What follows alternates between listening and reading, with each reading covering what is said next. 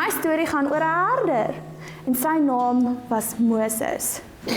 Julle het laas Sondag van hom geleer was. Reg, wat het julle laas Sondag geleer?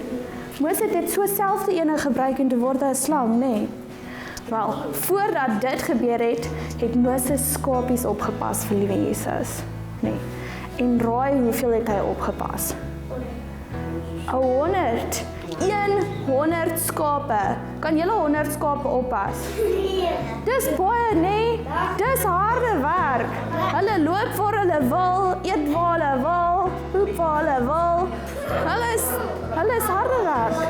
Maar voordat hulle dit doen, moet hulle geleer word om te luister, nee. Van kleins af het Moses al sy skapies geleer. Hy het elkeen sy naampie geleer ken.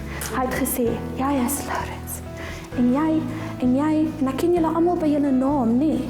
Hy het elkeen gaan leer en hy het met elkeen gepraat, dag en nag. Hy het hulle opgepas en hy het hulle groot gemaak sodat hulle kan leer om sy stem te erken, sodat as hy met hulle praat en sê agtertoe of vorentoe, dan het hulle geluister.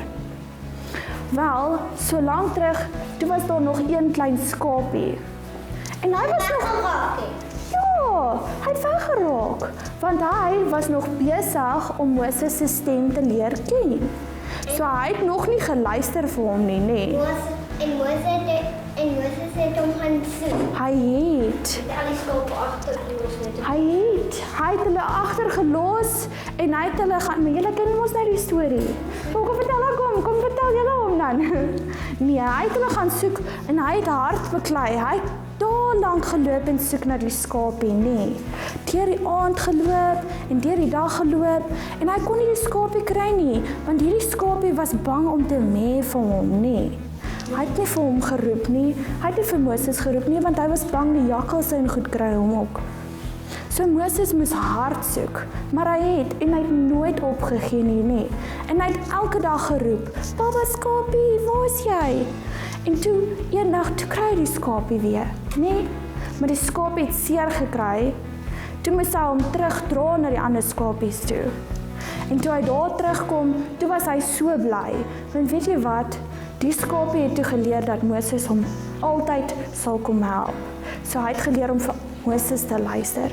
En net soos daai skapies vir Moses moes luister, nee, moet ons ook vir Jesus leer luister, nee, en Papa God se stem leer ken, nee. Wie van julle het al Papa God se stem geleer? Het julle al een keer, toe julle in 'n moeilike situasie was, gehoor hoe praat Papa God met julle en sê vir julle om die regte ding te doen?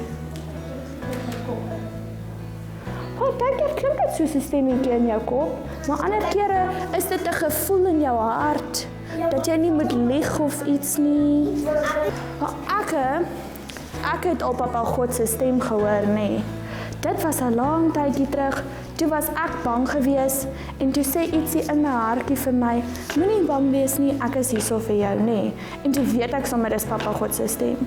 Maar net soos daai verlore skapie raak ons partykeer weg, nee. En ons luister nie altyd vir Papa God nie, of ons lieg, of ons is stout. Maar net soos Moses sal Papa God altyd ons kom soek en ons red, nee. En hy gaan altyd bly wees as hy ons kry, nee. Nee. Ja.